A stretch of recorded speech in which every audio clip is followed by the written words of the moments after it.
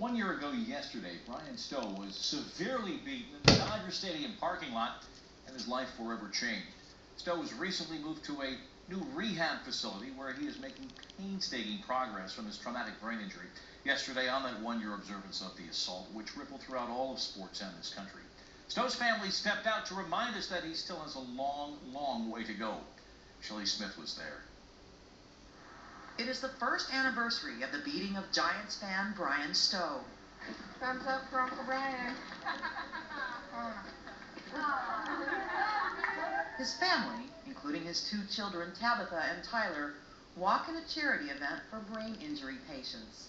It's just hard to believe it's been a year, and sometimes it feels like it's been 5 years. It was a year ago Bryan's mother, Ann, got a call that her son had been brutally beaten outside Dodger Stadium.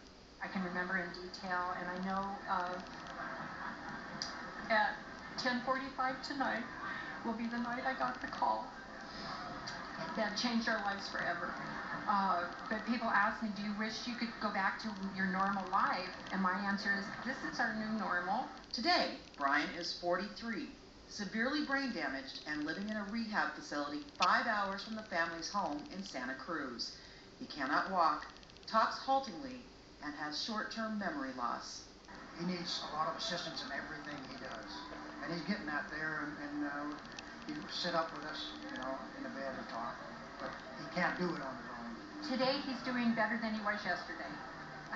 That's all I can say. It's one day at a time with Bryan. One of Bryan's supporters has been Giants pitcher Jeremy Affeldt. I've seen him a few times, I think around 5 times. I'm not just going to be like, oh, I did my token, I went and saw him. I'm going to stick with this guy.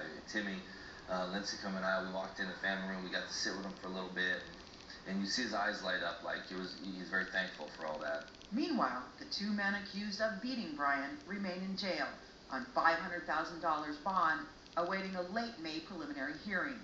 If convicted, they face between 7 and 9 years in prison. As for Bryan Stow's future, his family just wants to take him home. We know how far he's come, and that's what kind of helps us, is remembering what it was like in the beginning. But then, even now, we just know that it's going to be a forever thing for him.